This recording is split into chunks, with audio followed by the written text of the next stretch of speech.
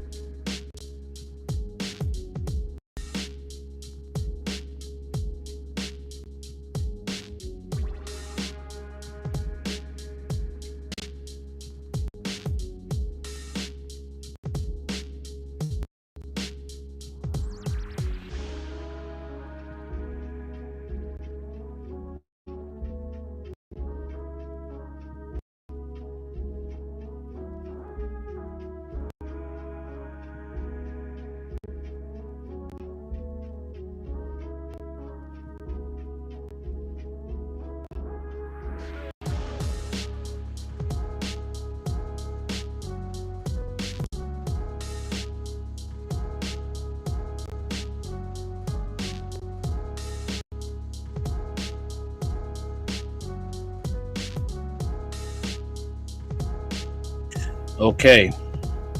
Good morning.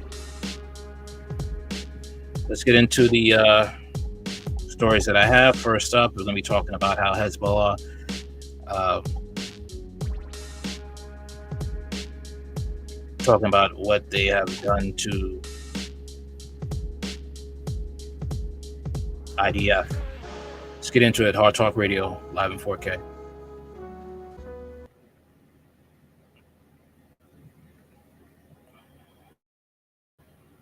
Hour. Take a look at the video on your screen, courtesy of Israeli Defense Forces.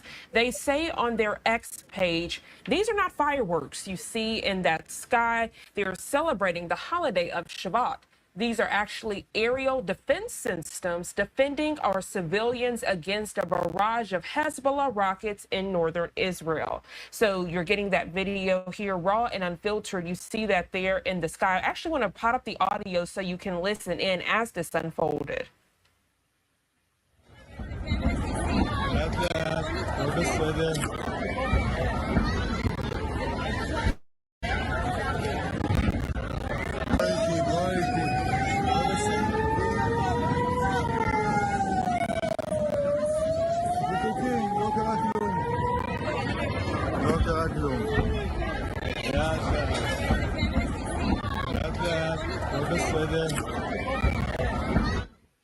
Approximately 160 projectiles were identified crossing from Lebanon into northern Israel a short while ago. Several fell in various locations, causing fires to break out, and a number of projectiles were intercepted by IDF.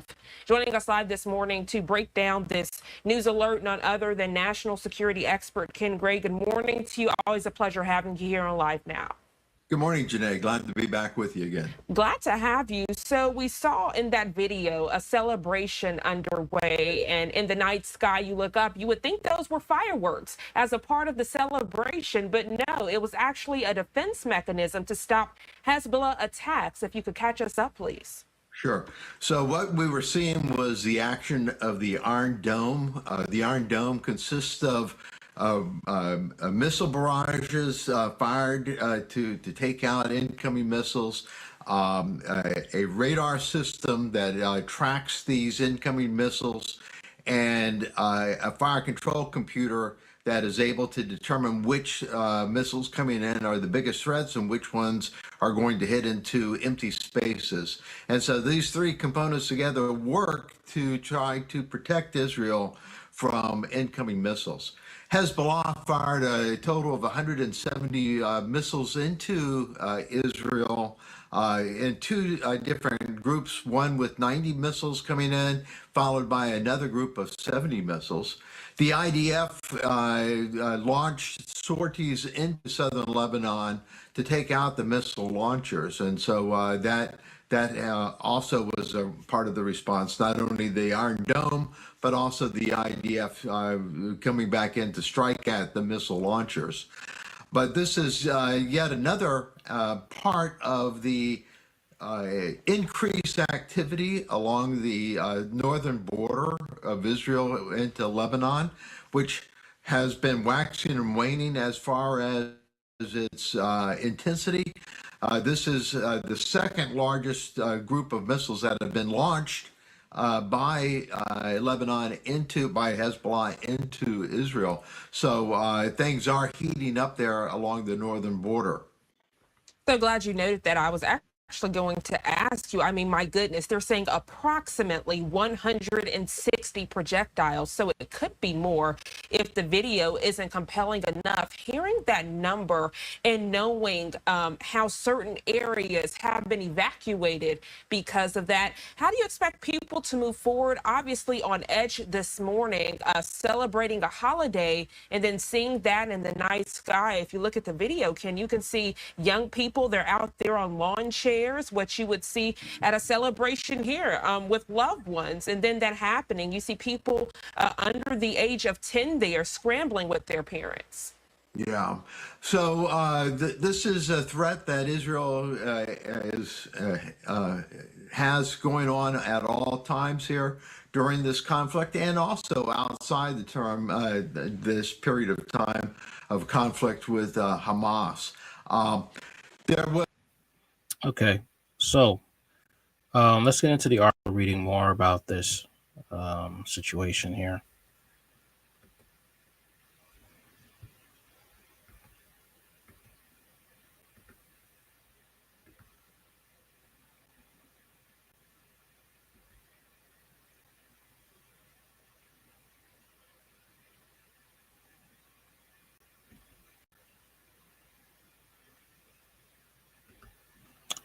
Okay, 215 rockets fired at north after IDF killing of most senior Hezbollah officer yet. PM holds security assessment, no injuries in the barrages as Hezbollah vows to ramp up attacks.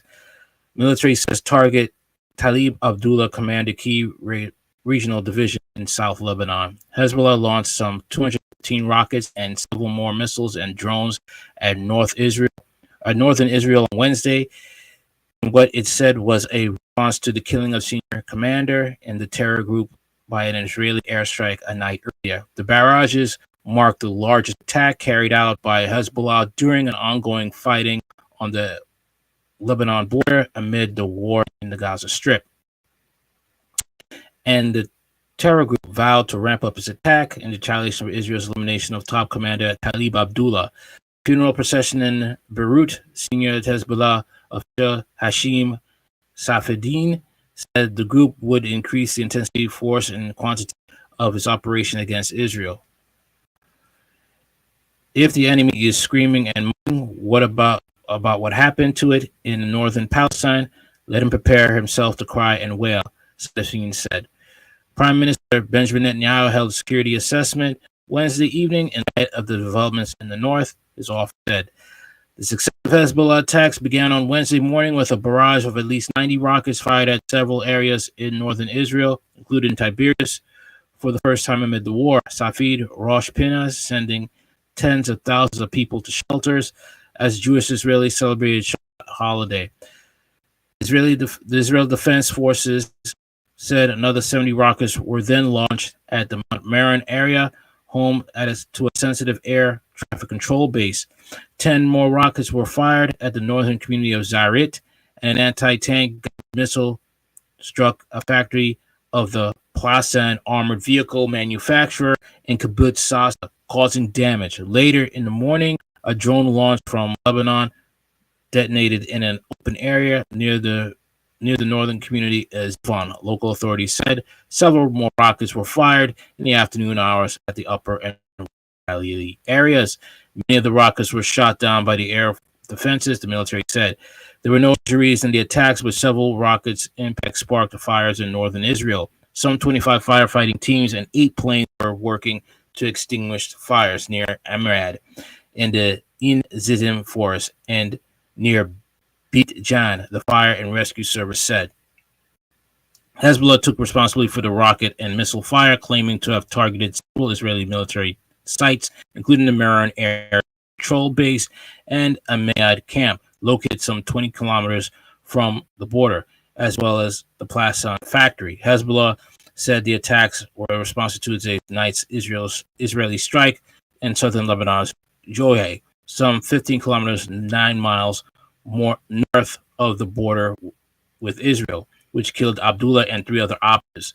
The IDF on Wednesday confirmed it had carried out the strike. Abdullah had commanded Hezbollah's Nasir unit, one of the 3 regional divisions in South Lebanon. The unit is responsible for the region between Mount Dove and the Bint Jid area in the South Lebanon. It's considered to be the terror group's first line of attack and defense against Israel. According to the IDF, Abdullah was the most senior Hezbollah commander it had killed amid the ongoing fighting. Hezbollah referred to Abdullah as a commander in a statement announcing his death. The terror group rarely refers to its senior operatives slain in Israel strikes as commanders. The only other operative referred to as commander was Wissam Abdalil, the deputy head of the terror group's elite Radwan force, killed by Israel in January. Abdullah was considered to be a senior to Al-Tawil. All right. Abdullah was behind numerous attacks on northern Israel in the past 8 months, mostly against the city of Kiryat Shema and other towns and army positions in the Galilee Panhandle, Upper Galilee, and the Golan Heights area, the IDF said. On Tuesday night, hours before being killed, Abdullah commanded a rocket barrage on the Kiryat Shema area as Israel gathered to collect Shabbat. To celebrate Shabbat, the military published footage of the Jabo strike as commander and 3 operatives have been gathered into the building. For being all 4 were killed. Abdullah was also considered by the IDF to be a source of knowledge with many years of experience in the terror group. Abdullah was involved in the 2004 attempted kidnapping of Gajar and in the 2006 Lebanon War. Was commander of the Beit Jabir area, according to the military. The IDF said it was prepared for the terror group's response to the strike and was bracing for additional attacks throughout the day.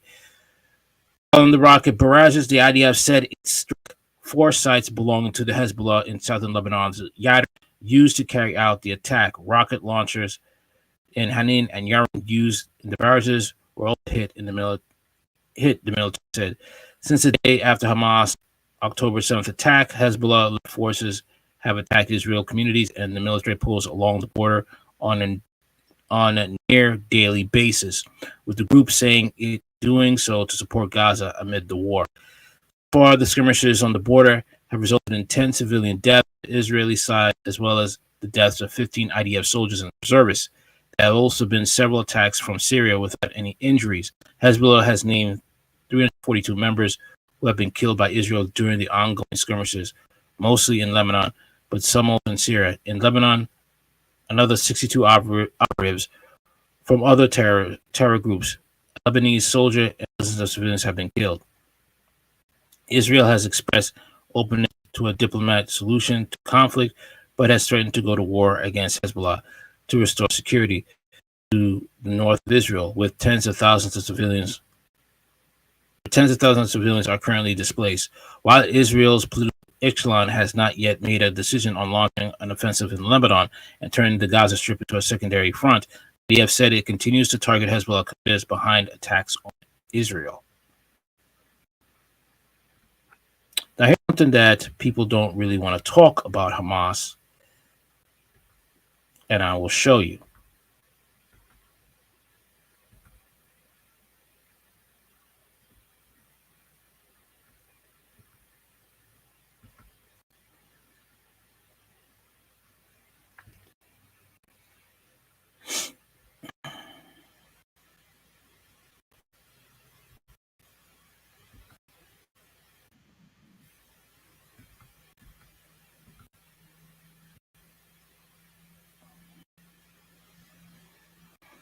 One moment.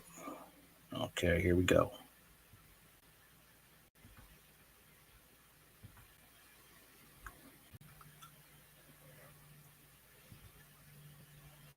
Their use. Officially, Hamas, which is the acronym for an Arabic phrase meaning Islamic Resistance Movement, was founded in 1987 at the start of the first Palestinian Intifada, or uprising against the Israeli occupation. But its roots were planted much earlier. The Hamas founder, Sheikh Ahmed Yassin, was a half-blind, disabled Palestinian cleric and member of the Muslim Brotherhood.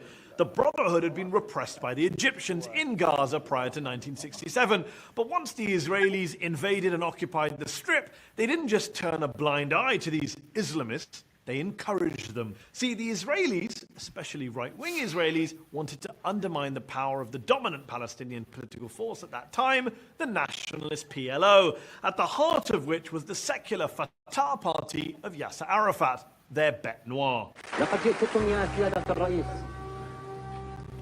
بغصن الزيتون في يدي وببندقية الثائر في يدي.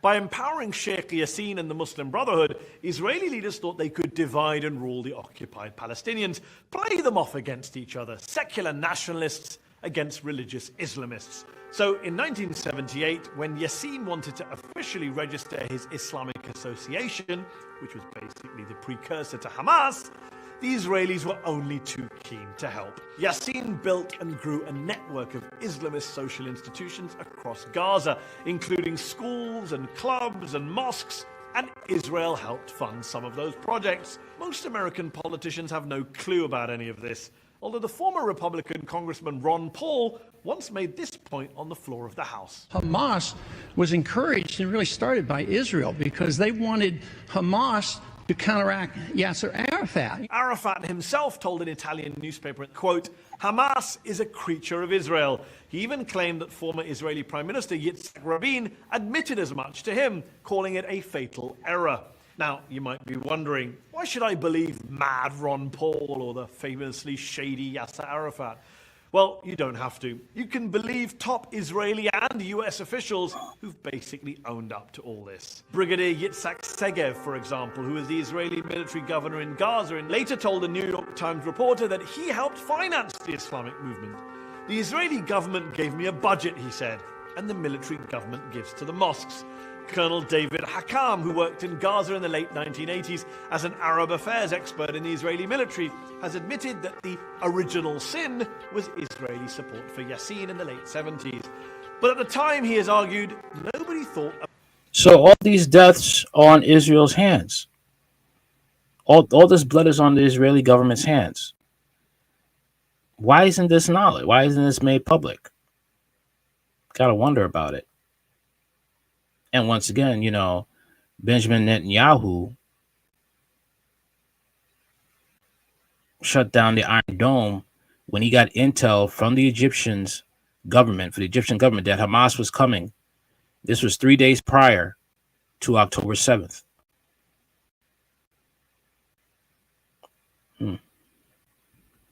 About the possible results. Well, Avner Cohen did. Cohen was the Israeli official who was responsible for religious affairs in Gaza for more than 2 decades, and who now says, quote, Hamas, to my great regret, is Israel's creation. Yeah, Cohen's words. He actually wrote an official report to his superiors in the mid-1980s, warning them not to play divide and rule in the occupied territories, and calling on Israel to, quote, break up this monster before this reality jumps in our face. But no one else on the Israeli side really took the possibility of blowback seriously at that time. They never do they? Hamas has since killed far more Israeli civilians than any secular Palestinian militant group, and its leaders have been pretty viciously anti-Israeli and even anti-Semitic in their rhetoric.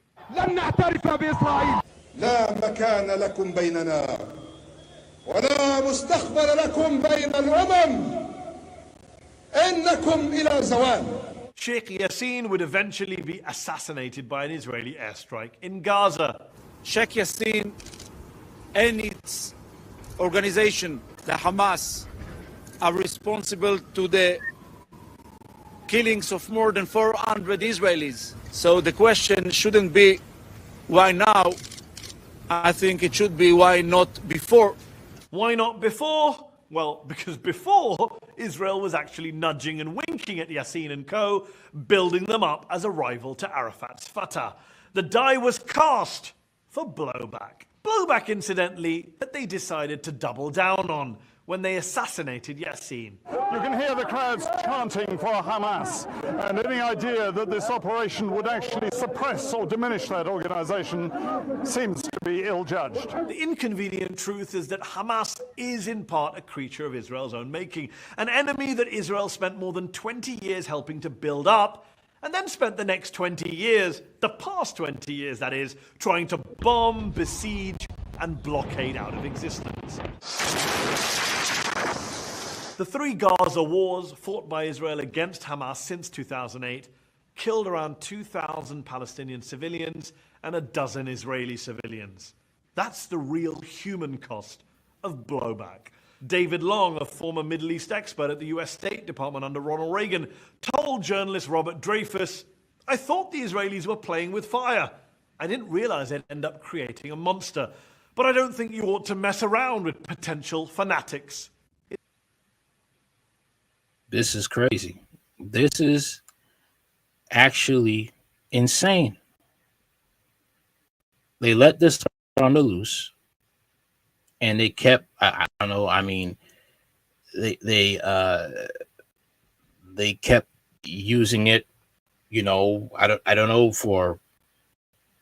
to get attention. That's what I'm seeing here.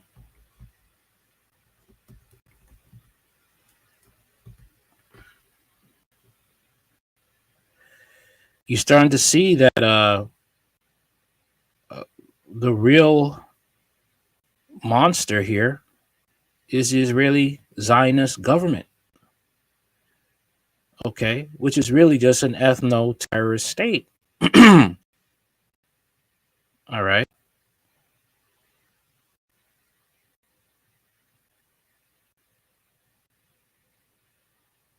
That is something that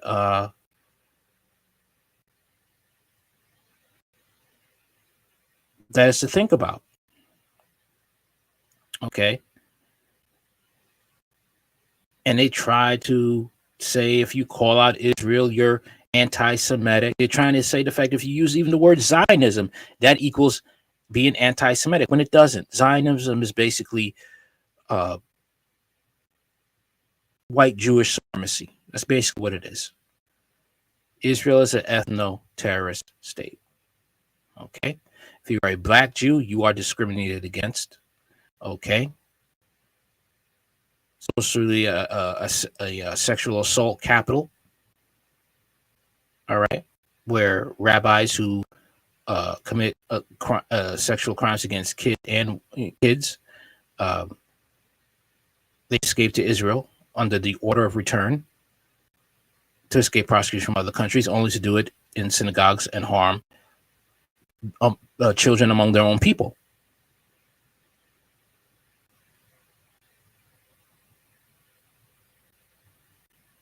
All right. And this is something that that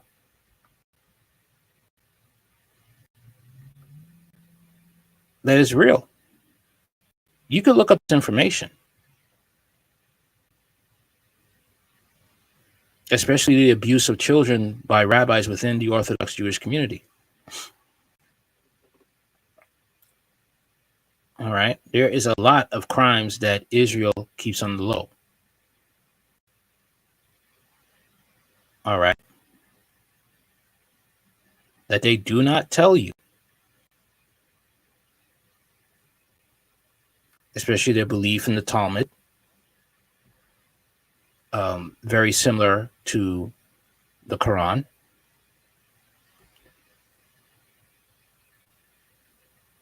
On being able to commit these heinous acts against children.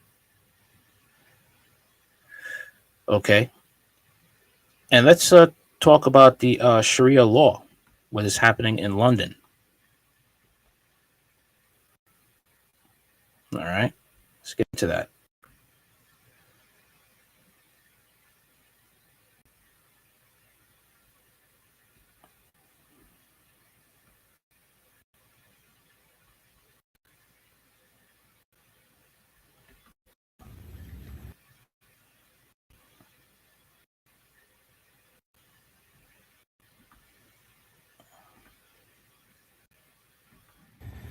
I mean, is anybody paying attention to what's happening in London?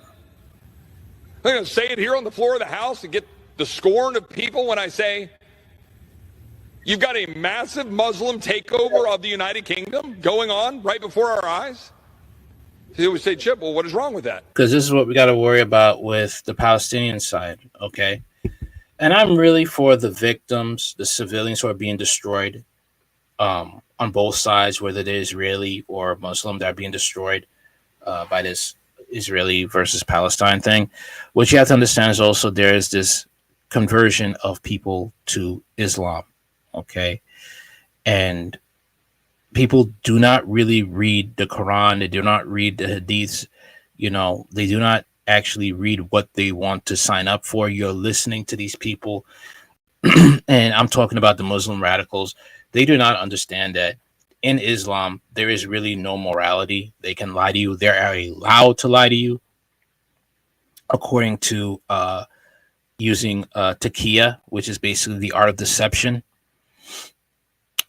All right. They can lie to you about how they say things like, oh, Islam respects women. When it doesn't, you're allowed to beat your woman under Surah chapter 4, verse 34, and many other verses. Okay. There are many crimes committed due to Islam, especially in the Middle East. All right.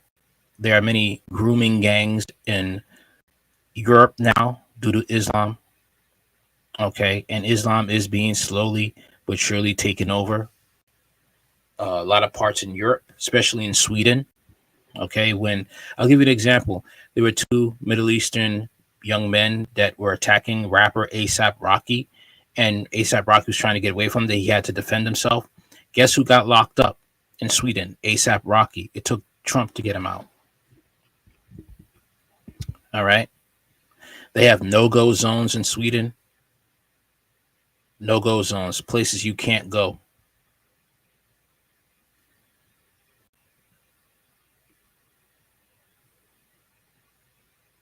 People are accepting the religion and don't really read about it.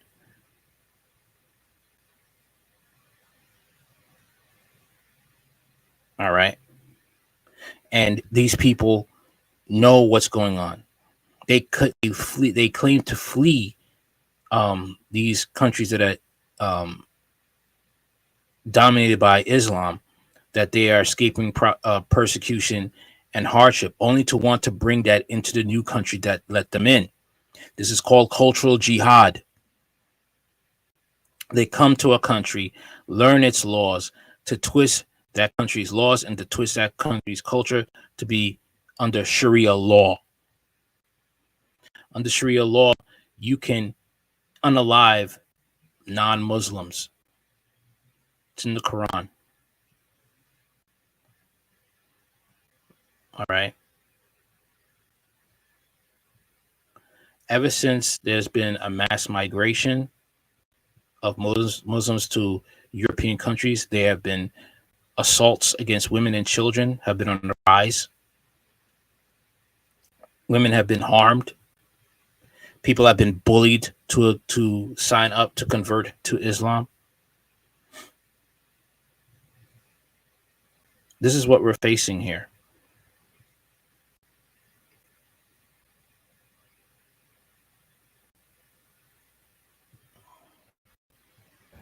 Well, I've got some pretty strong concerns about Sharia law and whether that'll be forced upon the American people. In this case, the people of the United Kingdom. I've got pretty strong concerns about people who want to see Israel's destruction, who were happy about October 7th, who were elected in the United Kingdom. Some might say that we've seen that here in the United States. What are we going to do about that? We have 51.5 million people who are foreign born in the United States. They have about 20 to 25 million kids. That puts that well over 20-something% of our population. It's the highest such number in the history of our country. People say, well, isn't that great? Is it? Are we teaching people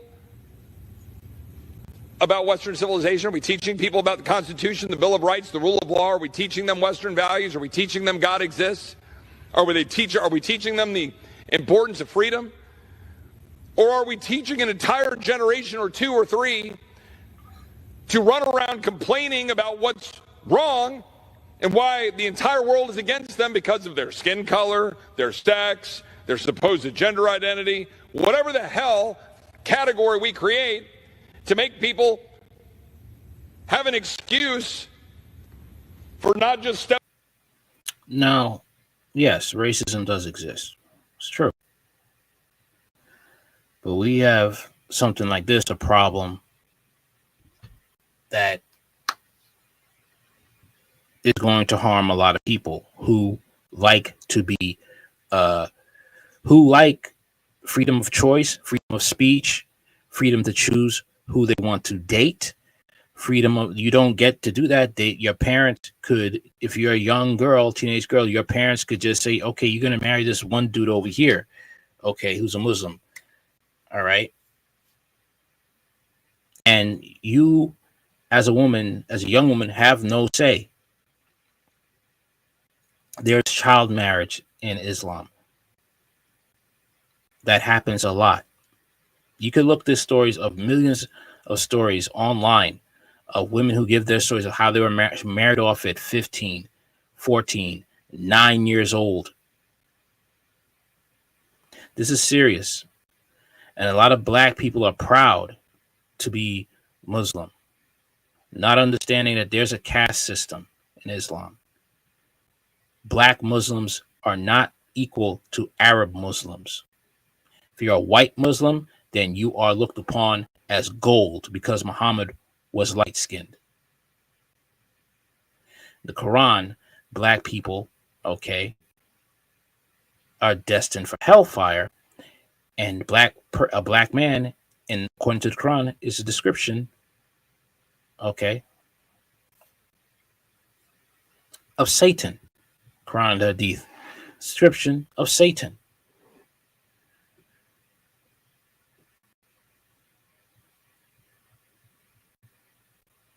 It boggles my mind that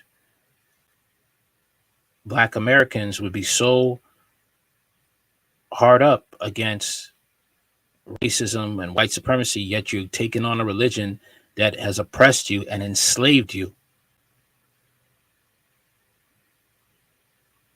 Considered you to be the description of the devil.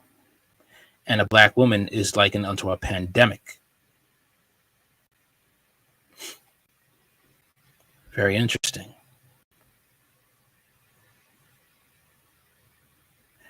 So let's get into the migrant crisis right now. Actually, we'll get into that soon.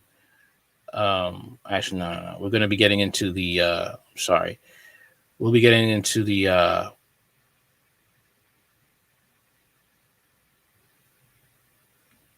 one second right here. I'm sorry, 1 second. Okay. Yes, we'll be getting, and speaking of what I was talking about, Islam, we'll be getting into this story right here. Since I'm talking about terrorism, something we should know about New York right now.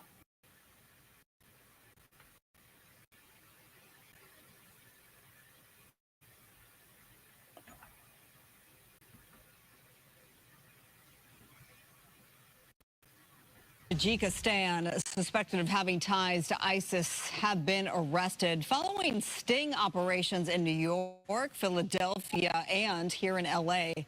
The suspects had been on the radar of the FBI Joint Terrorism Task Force. They were arrested by Immigration and Customs Enforcement, ICE, but only after all 8 crossed through the U.S.-Mexico border without being initially flagged. With more, we are joined by global security expert and retired Marine intelligence officer Hal Kempfert. Hal, always good to have you. This is a really scary thought, the fact that they were not red flagged at all. They were here in the U.S. for an unknown amount of time. They're now in custody. What is that vetting process, and how did this happen? Marla, when they come across the border, when they're taken into custody, so to speak, whether they request asylum or whatever else it is, they, of course, check their names, the names they give, or any identification they have with names associated through a variety of federal databases. Those will be checked to see if there's anything out there. I believe this has been tightened up a lot since the San Bernardino shooting. You may remember that Tashfeen Malik, Farouk's wife, who was involved in that shooting, who was a terrorist, she actually gave a fake address that had never been caught in that vetting process. And if they had actually done the full vetting, they would have found out she had a tie to someone who was tied to terrorism, and that was missed. So there's been a lot of things done to correct that since. However, in this case, they got into the country, and they weren't flagged at that point, but they got somehow flagged later on. Yeah, so what do you think needs to change? Because I get it. I get that things have tightened up, but not, it needs to be tighter.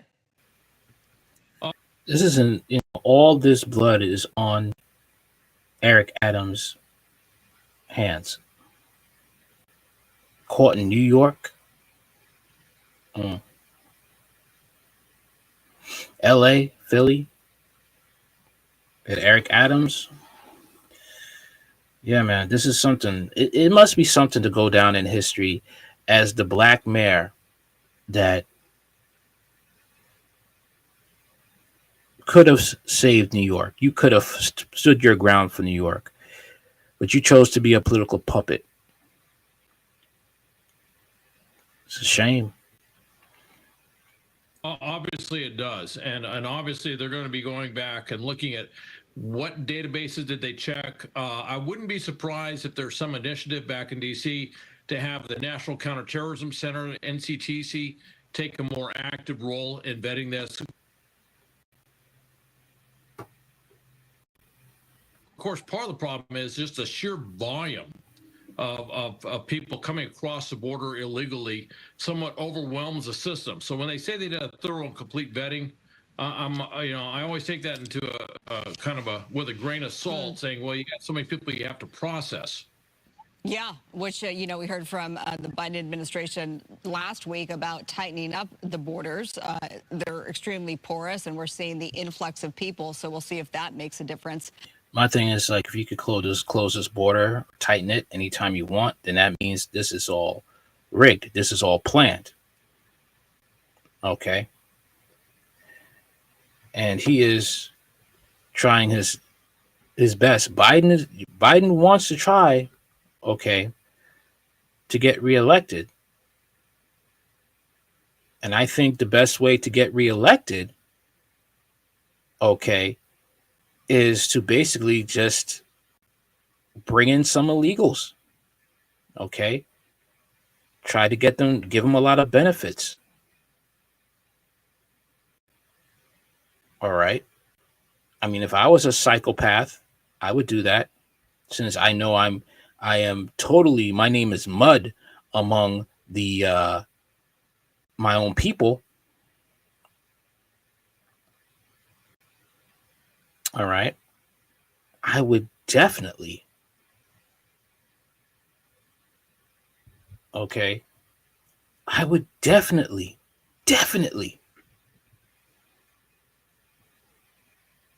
do that. Bring in these illegals, wave some benefits in their hands, get them to take those benefits, and try to get them to vote for me. That's what I would do. Okay? That is what I would do. As a matter of fact, though, guess what? He did more.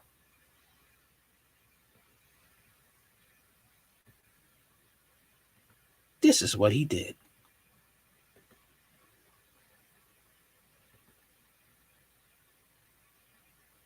And we're going to come back to Israel too. We're going to come back to Israel. That's what we're going to do. Because remember, I talked to you about that. It's basically a haven for chomos.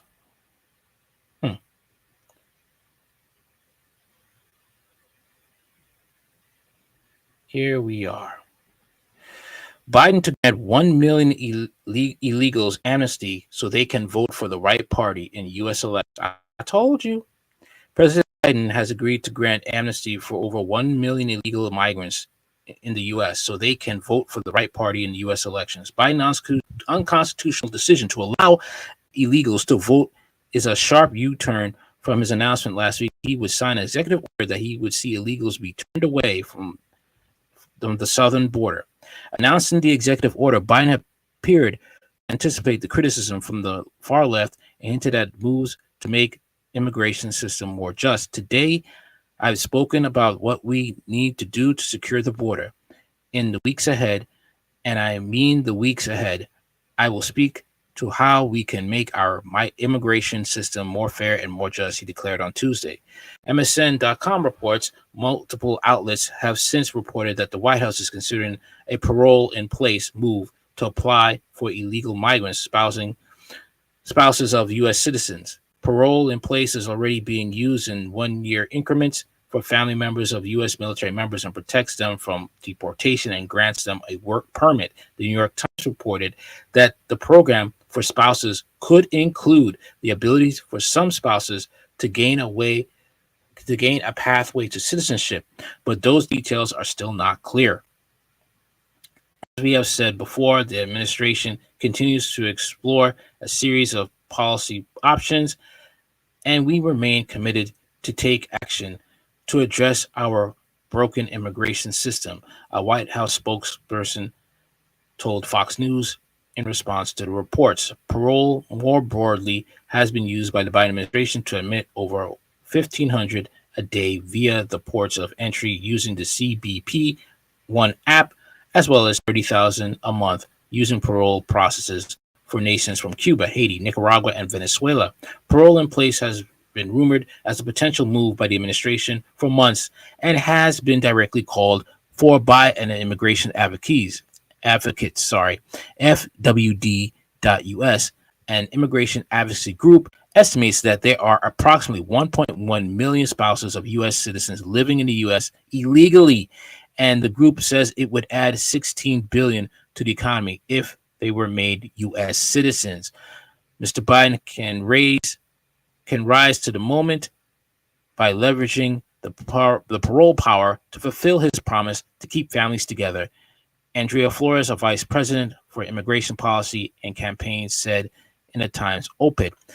The call itself comes after Biden has lobbied for years for a day one immigration bill that includes a pathway to citizenship for millions of illegal immigrants as part of the broader immigration reform package. It has failed to get off the ground in Congress, where it has faced significant Republican opposition. A separate bipartisan bill unveiled in Senate earlier this year has similarly gained administration support, but not gained enough support. An additional parole move would likely face fierce resistance from immigration hawks who have accused Biden of using parole authority illegally and of putting illegal immigrants ahead of U.S. citizens. The American First Policy Institute, AFPI, has called any such move an abuse of parole authority to give amnesty to legal immigrants. While these so-called mixed status families may elicit sympathies, our immigration laws have a process for illegal alien spouses of U.S. citizens to follow to absolve their violations, a process the Biden administration is ignoring to ease the burden on illegal aliens, AFPI's Robert Law said last month. This parole scheme could be also a starting point to parole in place even larger, sympathetic classes of illegal aliens, which would frustrate efforts by a future America First administration to enforce U.S. immigration law and remove illegal aliens from the country. He said it is unclear what effect such a move could have on the upcoming election in November. Polling has shown Biden deeply underwater with voters on the issue of the crisis at the southern border, but his campaign may hope that a parole expansion will help him in key swing states like Arizona and Nevada. I remember when Dr. was saying that African Americans will be, politically extinct. This is how we are seeing materialize before our very eyes. Black people already are having a hard time in this country with racism. Okay, black men are being racially discriminated in the job market. Okay, and racist practices in the workforce, which is costing the American economy billions of dollars. Okay, and they don't care. And they're really not going to care once these illegals get into the workforce legally, thanks to racist Joe Biden. Okay. And African Americans are really going to have to try and compete like they've never competed before. Okay. But remember when I said about Israel? Okay, remember when I talked about Israel? I said we're going to go back to Israel for a second. Let's take a little detour here. Here we are. Just when you think they couldn't stoop even lower.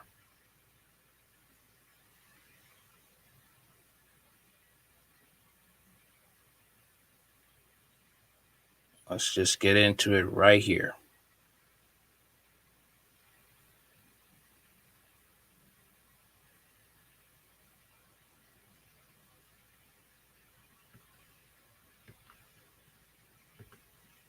This is what the IDF has been caught doing.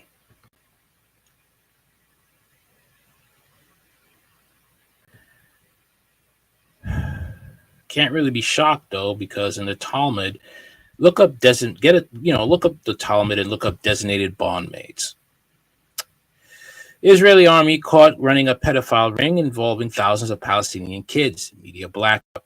The Israeli army has been caught running a mass pedophile ring involving thousands of displaced Palestinian children, according to a disturbing new report. Hidden at the bottom of the recent New York Times report is the horrific account of the systematic torture, sodomy, and murder of innocent children taking place at the southern Israeli military base. According to investigators, thousands of children are routinely stripped naked, tortured, and slaughtered by Israeli soldiers in Sidi Tamin, a makeshift concentration camp for Palestinians. Reports and explanation of how interrogations are carried out. There, one prisoner recounted a room the detainees referred to as the disco room, an account of the loud music played that keeps them from sleeping. He said that the high volume was so painful that it caused his ears to bleed. The Israeli military claims they didn't want the detainees to talk to each other easily prior to interrogation. One detainee, law student Fadi Barker, said he was looking for flour for his family when Israeli soldiers stripped him, took his phone and money, and beat him and detained him. He described being brought to the interrogation room wearing nothing but a diaper and was repeatedly beaten when he maintained he was a civilian and could therefore not provide any information about the location of hostages. 39-year-old senior nurse and detainee Yonis Al-Hamlawi said that during his interrogation, a pair of soldiers was ordered to lift him up and press his rectum against a metal stick that was fixed to the ground. After around 5 seconds of penetration, he experienced unbearable pain and bleeding. Other detainees described similar experiences in a UNRWA report, including a 41-year-old detainee who recounted being forced to sit on something like a hot metal stick, and it felt like fire, while a different detainee died after an electric stick was placed in his anus. Alam Lawi was also forced to sit in a chair that was wired with electricity. He was subjected to frequent shocks that first caused him to urinate uncontrollably before rendering him unable to urinate for several days. He also had to wear a diaper to avoid on the floor. Barker also had to sit in a chair wired with electricity, which caused him to pass out.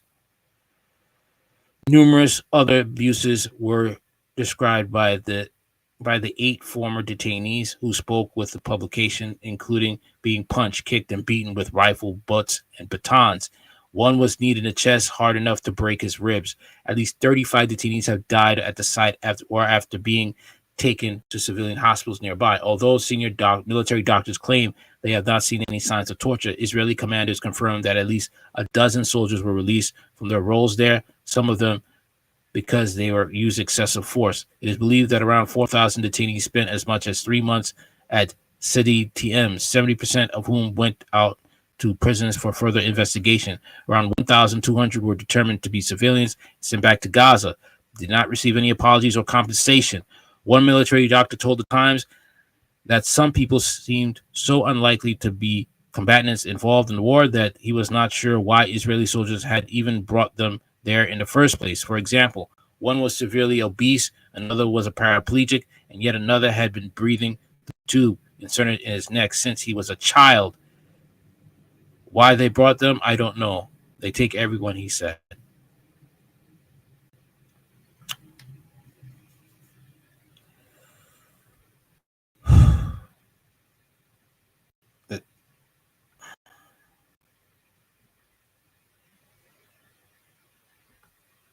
No words. No words. Am I surprised? No. I'm not. You know why? Because this is a culture.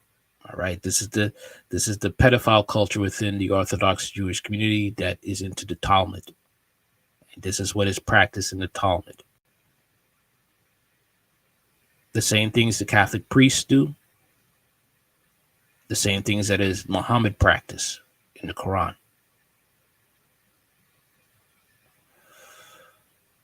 Okay, so let's get into what's going on with Mexico and the drug cartels. Okay, over 4,000 fleet town as drug cartels open fire. Let's hear the rest. Open fire and burn houses.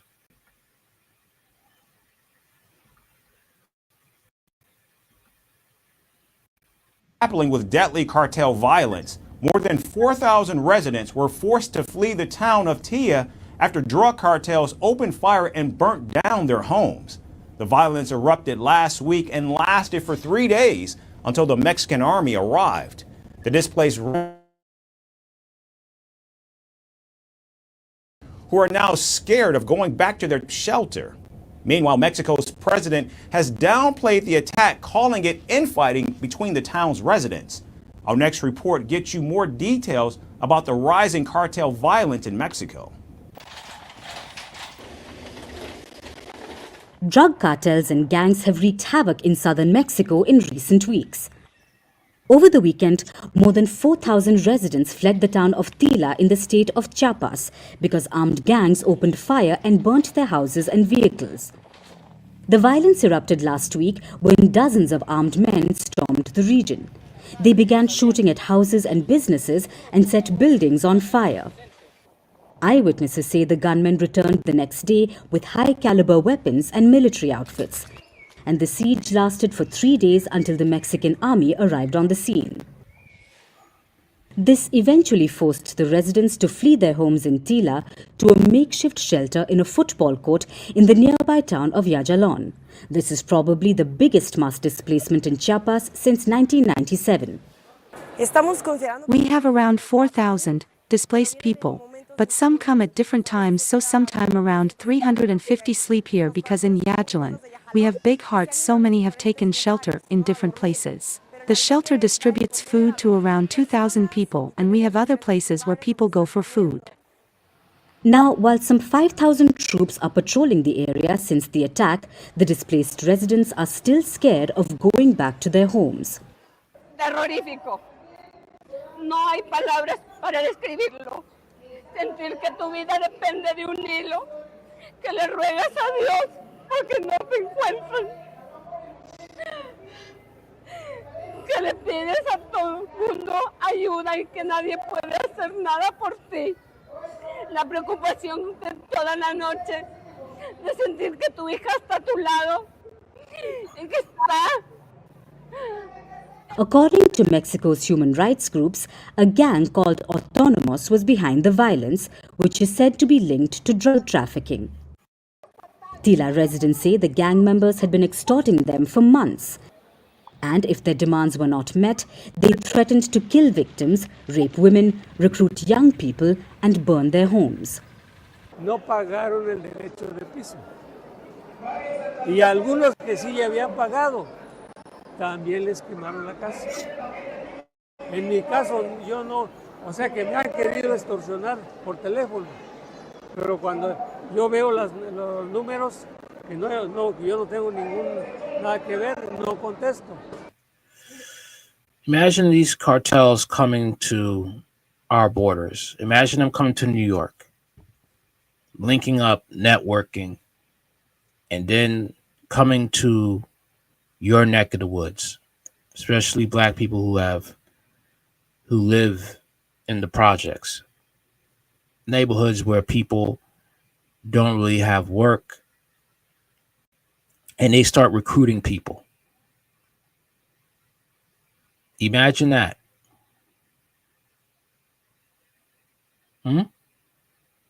Imagine that.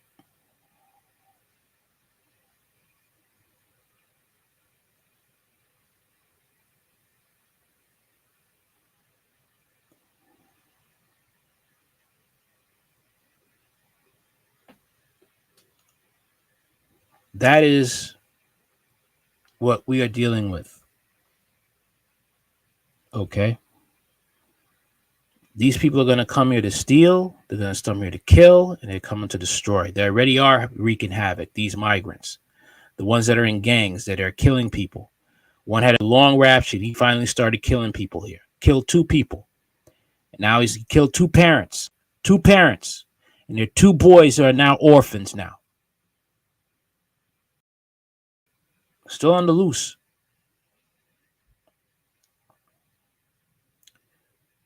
This is what's going on now.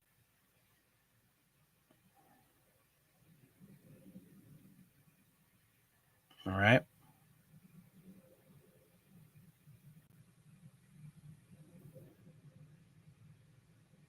And we already know and Hispanic cultures, they don't like black people. So black people are going to be enemy number one. They're going to find a way to either make you join their gang or they're going to find a way to take you out or traffic you.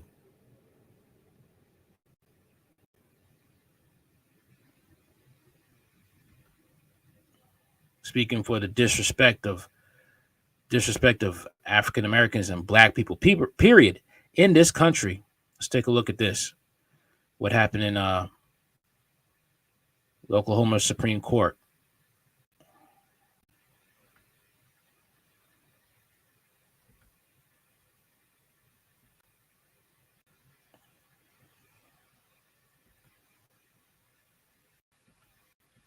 Survivors and their family members have been trying for years to get what they call the justice of their lifetimes for what happened more than 100 years ago. In an 8-1 ruling, the Oklahoma State Supreme Court upheld a decision made by a Tulsa district judge last year. That ruling said the Tulsa Race Massacre survivors' grievances, although legitimate, did not qualify for reparations. If they were going to do reparation the easy way, it would have already been done. Our partner station in Tulsa. It's interesting how, like I said, our government says you can't offer reparations for African Americans, descendants of slavery, but you could offer money to neo-Nazi Ukraine, a country that is into human trafficking, organ harvesting, ripping out organs out of soldiers on the battlefield that are still alive, mind you. You can give money to these monsters, but you can't give money to African Americans for reparations. You can give money to Israel. Like I said, it's an ethno-terrorist state, okay, that has been doing the Palestinians dirty since the late 1940s. Okay, don't let these mainstream media outlets fool you and think that this just happened October 7th. No. This was happening for 70 years. Okay. They have been helping, the U.S. government has been helping because America is really just a larger Israel when you think about it. Since when it comes to Israel and what goes on there, the Israeli government controls what we see. And that's why you have to find ways to get to alternative media sources so you can see what's really going on. Okay.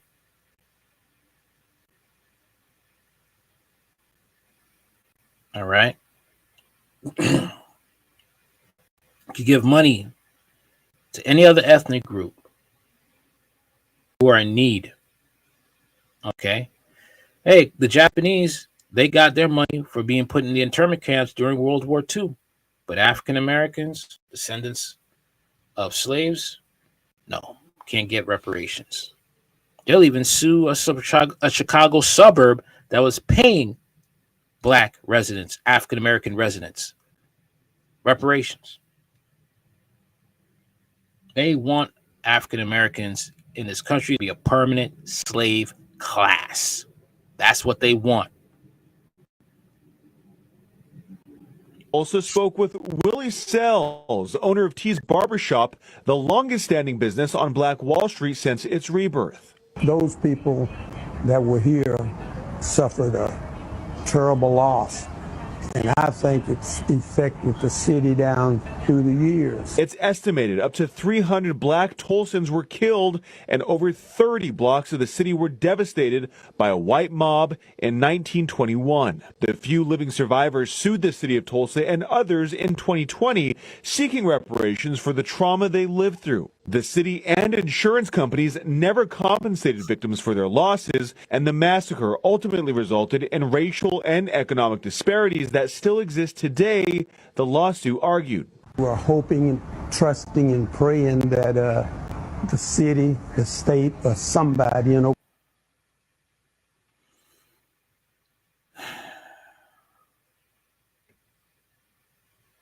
Unfortunately, it's not going to happen because Black Americans are divided. Either they're on the Republican side and think, oh, we don't need reparations. Or the Democrat side, yeah, we'll get reparations, or they play some games like, oh, we'll have a study to get reparations, okay? Or we'll make one state pay for every descendant in this country, every descendant of chattel slavery, to pay reparations. And we all know that's not going to happen. But you know what else will happen? You'll have a person that will say something like this. Like I said, when they tell us about that black and brown coalition, it's a lie from the pit of hell. Check this out.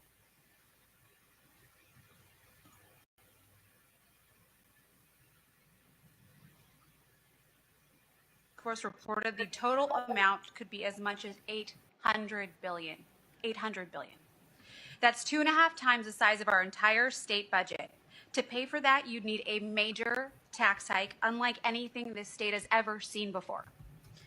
I recognize and acknowledge the painful part of our history. The pains of our past should not be paid by the people of today.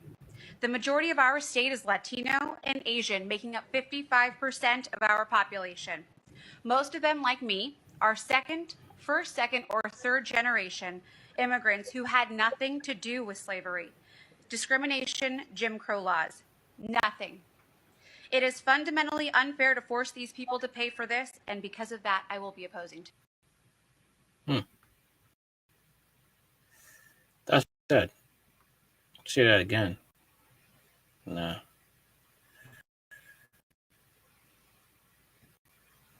That's what it's like. Okay, you will always have, the Latinos. They'll be against reparations. They'll be fine getting that money though, because they want to put themselves first. This is what we're dealing with. You're dealing with fierce competition. All right. To try to get money. All right. And they will lie and say that, there was no slavery. Okay, during in California. Okay. But guess what? That is a lie. From, the Republican Party. And Latinos will, they don't like blacks. They don't. They will tell their daughters, okay, do not marry a black person. You want to be light as possible. Get with a white man or get with your own kind to get, to have lighter babies. All right. Because they want to fit in with white supremacy. They want to fit in with the dominant society. And dominant society is white. Okay. They don't want to be known as black. In California's overlooked slave past, though California was admitted into the Union as a free state, slavery still existed there in the 1850s. Californians like to think of their state as freewheeling, tolerant place, one that entered the Union back in 1850, unbesmirched by the stain of slavery. But Joe Moore says that that's just one problem with that sunny vision of the past. It isn't true. Though it was admitted to the Union as a free state, slavery still existed in the 1850s California, and Moore is leading a project to shed light on his contradictory history. His proof is in print. In an 1852, in announcing the public auction of a black man valued at $300, newspaper accounts of fugitive slaves who were arrested and county records certifying slaves bought their freedom from their owners. Moore and a team of researchers have uncovered these and other often overlooked pieces of California's past after months of digging through the archives of museums, historically societies, and libraries across the state. America's Lost Story. We believe this is one of America's lost stories, said Guy Washington, regional coordinator of the National Underground Railroad Network to Freedom Project, who has worked closely with Moore. It doesn't fit our image of California as the land of freedom and opportunity, a place where everyone can go and have a new start. We're not comfortable with that part of our history, he said. Moore and researchers at California State University, Sacramento, have been converting the documents into digital files and plan to post them on the internet at next week. When completed, the new online archive will provide insight into the challenges blacks face in California of the 1800s. In the California of the 1800s, the story that's being told is the diversity and richness and the determination of a small community in the 19th century, said Shirley Ann Wilson Moore, a history professor at Sacramento State, who is supervising student researchers and is married to Joe Moore. After gold was discovered near the Stutter's Fort in 1848, blacks joined a stampede of other migrating west, hoping to strike it rich.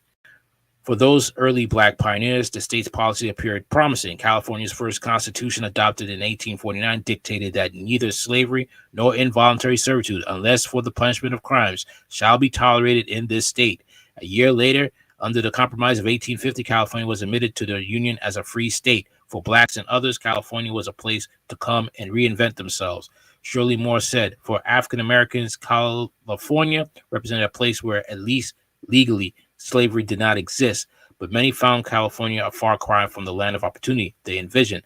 Officials were unwilling to challenge slaveholders who brought slaves into the state, and other laws, such as one allowing people to bring slaves into the state if they stayed only temporarily, undermined the Constitution, Shirley Moore said.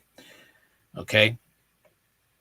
Thorny issues were often determined individually through court cases like of Archie Lee, a slave brought to Sacramento from Mississippi in 1857. Lee's owner decided to send him back to the South, but Lee disappeared, according to an 1858 article in the Sacramento Daily Union.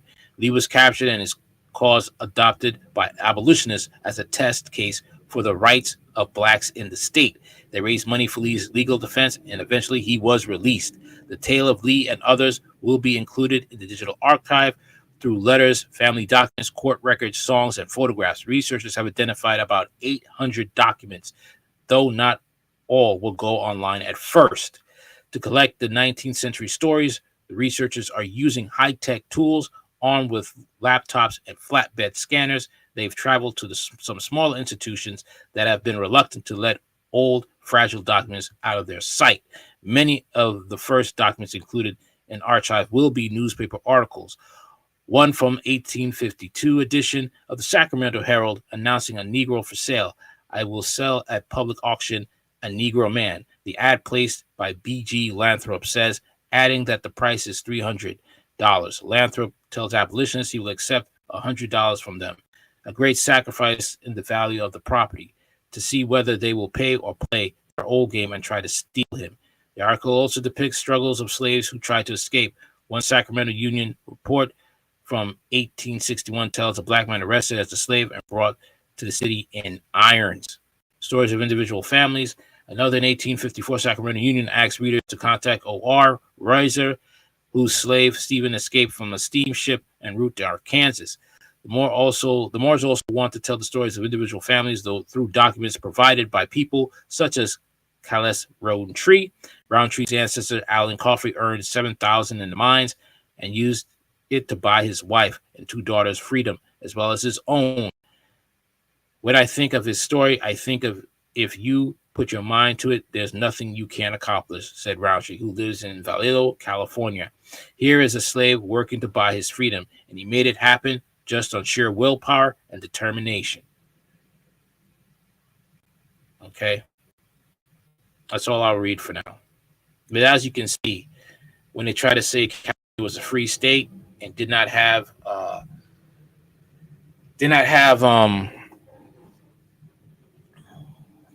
any slavery, that is a lie. That is a lie. So California needs to pay reparations.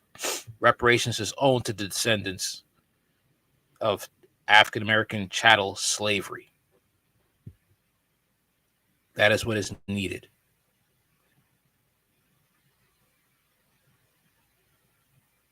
Okay. But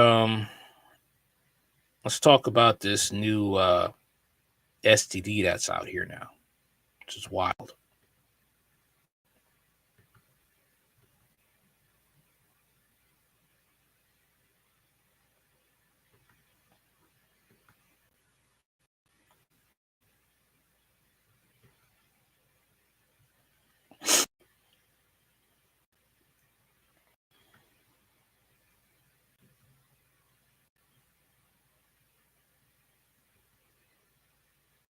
Professionals are getting the word out about a sexually transmitted form of ringworm that's newly made its way into the U.S. So far, there's one reported case, and it is here in New York.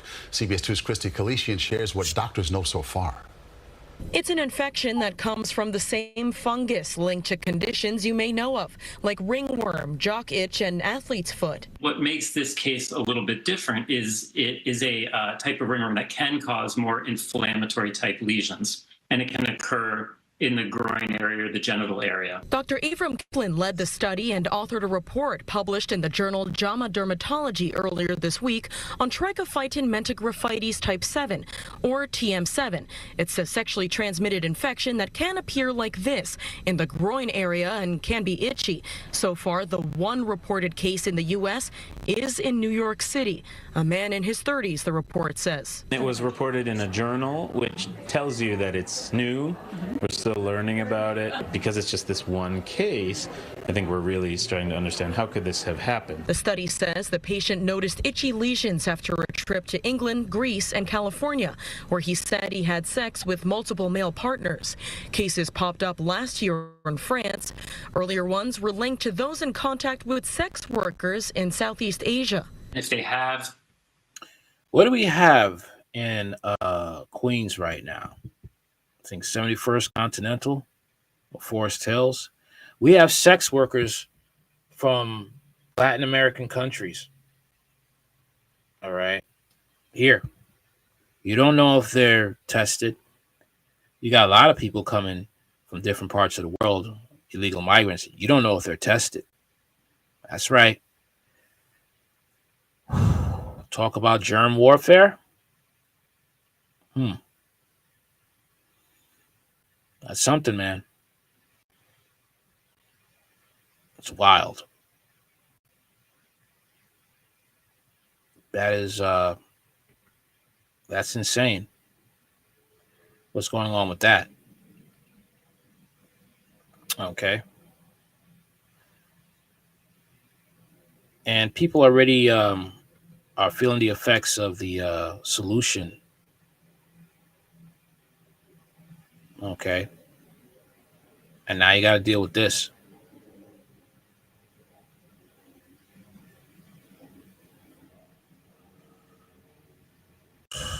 It's, I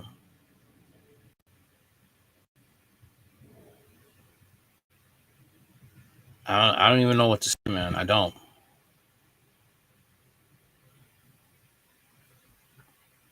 But since we're talking about medical stuff right now, let's talk about the National Institute of Health that receives $710 million in royalties from drug makers.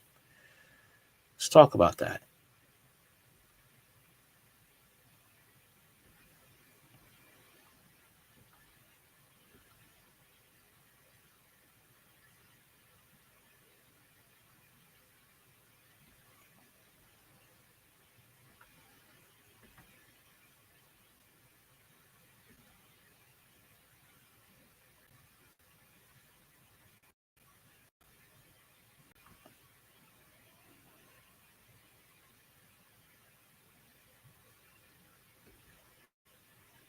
Fair use.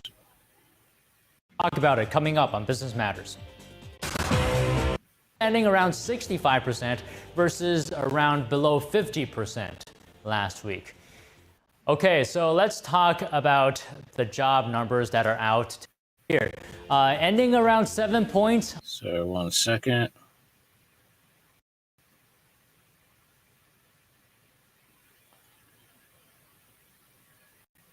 One minute. I'm sorry.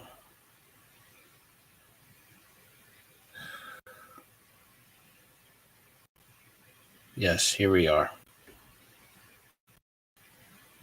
says royalty payments from drug companies to the National Institutes of Health and its scientists jumped following the COVID-19 pandemic in 2021. This is according to a new data obtained by a nonprofit government watchdog, Open the Books. And earlier, I actually spoke to Adam Andrzejewski. He's the CEO and founder of this watchdog group. Listen.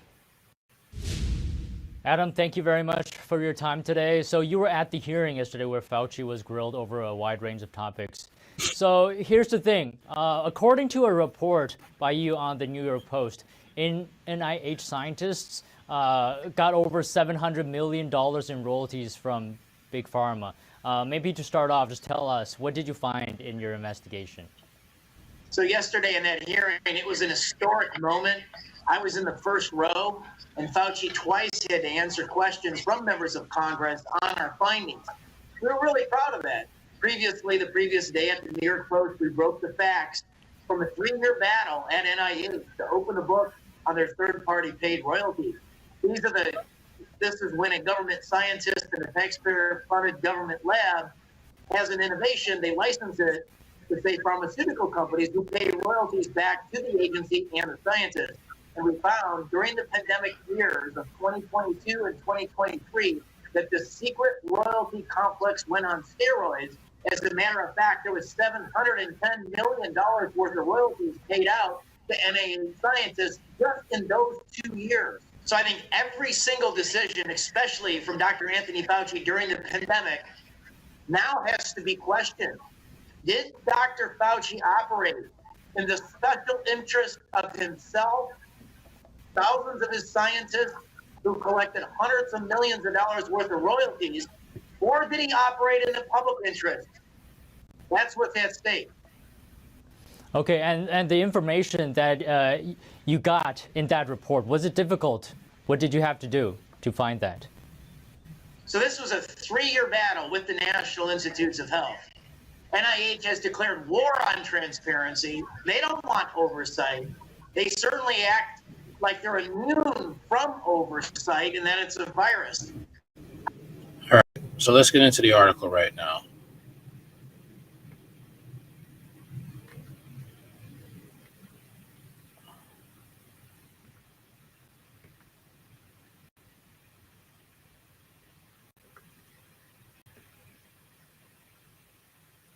Okay.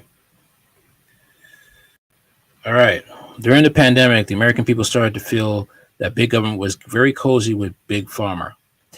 Now we must just ask how close they were. New data from the National Institutes of Health reveal the agency and its scientists collected $710 million in royalties during the pandemic from late 2010 through 2023.